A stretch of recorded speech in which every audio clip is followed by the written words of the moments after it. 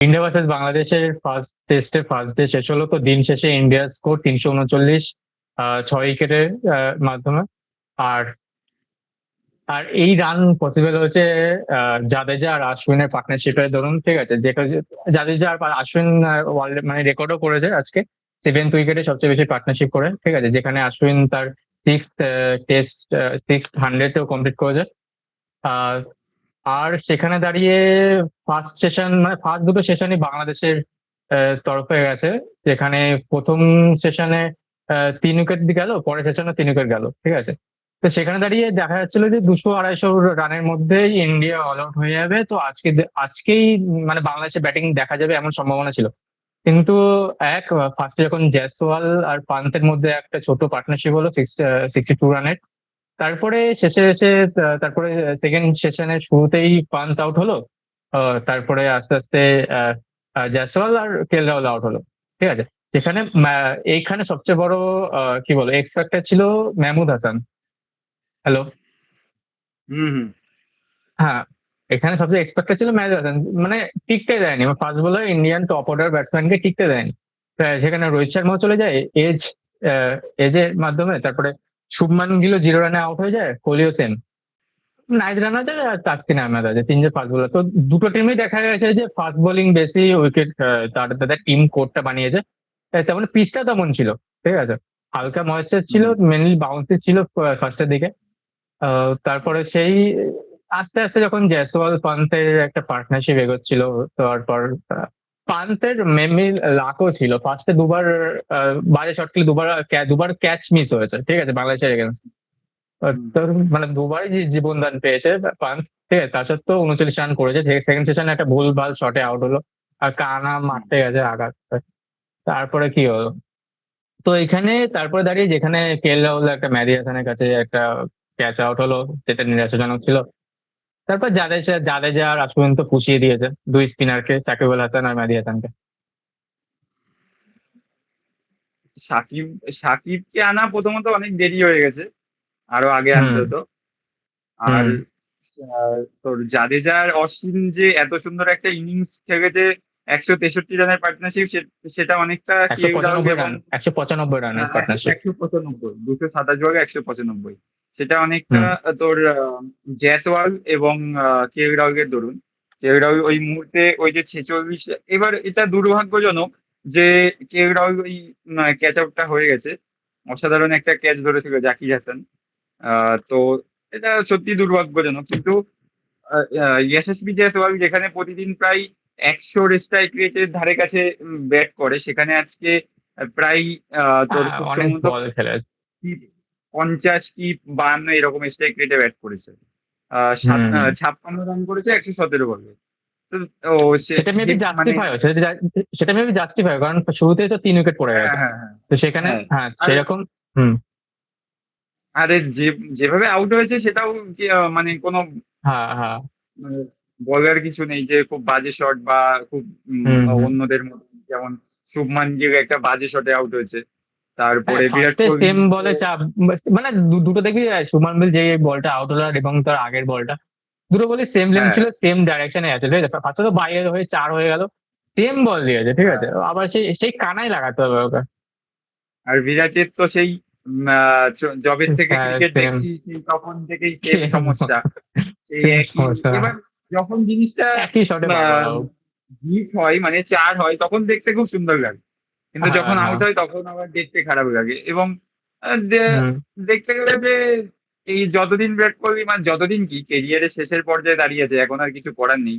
তবে এই শটটা এখনো যদি 3-4 বছর বাকি আছে। এই মানে অফ স্ট্যাম্পের বাইরের বল যদি অ্যাভয়েড করতে পারতো বিরাট কোহলি, অনেক রানই হয়তো করতো। কিন্তু সে যাই হোক, হুম। তবে আমার মতে শুভমান গিল 3 নম্বর পজিশনে ফিট হচ্ছে না। তো অনেক চান্সই পেয়েছে শুভমান, ওপেন 3 নম্বর দিয়ে ভালোই চান্স পেয়েছে। তো সেখানে পারফরমেন্স হিসাবে খুবই খারাপ অবস্থা শুভমানের। আমার মতে হয়তো হুম। কেএলকে 3 নম্বর পজিশনে ট্রাই করা যেতে পারে, এবং প্রপার ব্যাটসম্যান 3 নম্বরের জন্য। এবার খেলতে পারবে কি পারবে না on paper best, performance wise কি হবে সেটা পরের কথা। তবে শুভমান গিল প্রচুর চান্স পেয়েছে কিন্তু কাজে লাগাতে পারছে না। অনেক ব্যাটসম্যান বসে আছে, শুভমান গিলকে এখন ভাবা উচিত, মানে কর্তৃপক্ষ যারা গৌতম গম্ভীর বা রোহিত শর্মা এবার ভাবা উচিত অন্য কোনো প্লেয়ারের দিকে। কিন্তু জাদেজা আর অশ্বিন অসাধারণ ইনিংস খেলেছে। অশ্বিন তো পুরো একদম এক সাইড দিয়ে ডমিনেট করে ব্যাট করেছে, আর জাদেজাও সেরকম বাজে একটা তোর মানে শর্ট খেলেনি বা running between the wicket Ashwin জাদেজার খুব বেটার হয়েছে। আর হুম হয়তো এই কারণেই এত সাকসেস হয়েছে যে বেশি ডিফেন্সিভ হয়নি। আর রানটাও করে গেছে লাস্ট 32 ওভারে 163 রান হয়েছে, প্রায় 5-এর স্ট্রাইক রেটে। ভীষণ হুম ব্যাপার।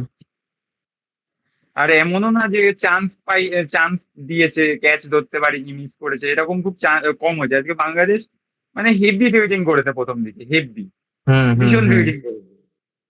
মানে ভীষণ হাফ চান্সও কনভার্ট করেছে, যেগুলো জেনুইন 4-3 সেগুলোকে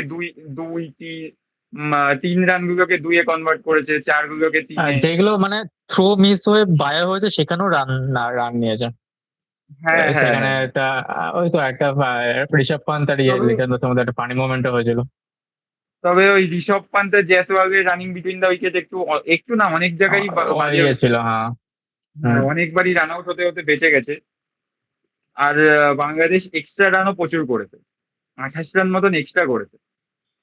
তবে বাংলাদেশের একটা বোলিং, হয়তো আরেকটা এক্সট্রা বোলিং খেলাতে হতো, যেখানে এক্সট্রা কি বাংলাদেশ বোলিং মিস খেলাবে করে তোর? যেত। যেখানে তোর মেন তোর তিনটে বোতল, আমি বলছি না যে ফাস্ট বোলিং যথেষ্ট ভালো ভালো করেছে, ঠিক আছে। সেখানে তোর একজন এক্সপিরিয়েন্স তোর স্পিনার দরকার ছিল, সেটা সাকিব আল হাসান, যেটা দেখছিল, ঠিক আছে। দেখ, আর ক্যাপ্টেন তো আর সাকিবুল মেহেদী হাসান, হাসান তো আছে। সাকিব, মেহেদী হাসান এরা এক্সপিরিয়েন্সড হতে পারে, কিন্তু এরা যে স্পিন করে পাকিস্তান সেটা যদি সিরিজে দেখে তুমি, নে না, না না, পাকিস্তান তুমি সিরিজে তো সাকিব আল হাসানের এরা যে ভালো ইনিংস আছে একটা। এরা যে ধরনের স্পিনার, তাতে যদি পিচে হুম তোর হুম পিচ যদি স্পিন ফ্রেন্ডলি না হয়, সেই পিচে এরা বেশি পারফর্ম করতে পারে না, মানে বেশি মেনলি দুই উইকেট টিমই নিতে পারে না। মেনলি হ্যাঁ, মেনলি ইন্ডিয়া আর বাংলাদেশ দুই টিমই সেম স্ট্র্যাটেজিতে এসছে, ঠিক আছে। স্পিনার অলরাউন্ডার, হ্যাঁ, ঠিক আছে। তো স্পিনার সেই অলরাউন্ডার, হিসেবেই কিন্তু হ্যাঁ। সেই দিক থেকে যদি তুই দেখিস, ইন্ডিয়ার দুজনই প্রপার স্পিনার, জাদেজা এবং অশ্বিন, এবং প্রপার অলরাউন্ডার, ঠিক আছে। হুম কিন্তু বাংলাদেশের কাছে আহ, বাংলাদেশের কাছে জাদেজা বাংলা আশ্বিনের মতো নেই কেউ, ঠিক আছে, সাকিব আল হাসান ছাড়া। হ্যাঁ, মেবি সেই জন্যই একটা সেজন্য। একটা প্রপার স্পিনার তাইজুল ইসলামকে দেখতে পারতো। 9 জন ব্যাটসম্যান নিয়েছে, মানে 9 জন মানে অলরাউন্ডার ব্যাটসম্যান দিয়ে 9 জন ব্যাটসম্যান। তো সেইখানে হুম আহ, একটা ট্রিক মিস হয়ে গেছে, 143 রানে 6 উইকেট, এবং পরের তোর 38 ওভারে কোনো উইকেটই পড়েনি। এটা একটা আশা করা যায় না ওই পজিশনে। না, এটা আশা করা যায়, ঠিক আছে। এই ডিফারেন্সটাই হলো একটা ভালো টিমের, ঠিক আছে, আর একটা মানে মানে নিচের র্যাঙ্কিং এর টিমের, এটাই ডিফারেন্স। হ্যাঁ, যে একটা এটা ভালো তুই টিম বলতে কামব্যাক পারিস। করতে জানে, একটা ভালো টিমের হুম, কামব্যাক করার জন্য একটা সেশনই যথেষ্ট, ঠিক আছে। হুম। সেটাই একটা মানে টপ র্যাঙ্কিং টিমের মধ্যে আর একটা লো র্যাঙ্কিং টিমের মধ্যে, এটাই ডিফারেন্স, যেটা হ্যাঁ, ইন্ডিয়া এবার দেখিয়েছে সেটাই যে তারা কেন টপ র্যাঙ্কিং টিম। আজকে তামিম ইকবাল এটাই মেনশন করছিল যে বাংলাদেশি যে স্পিনাররা, তারা হুম স্পিন পিচে খেলে খেলে অভ্যস্ত।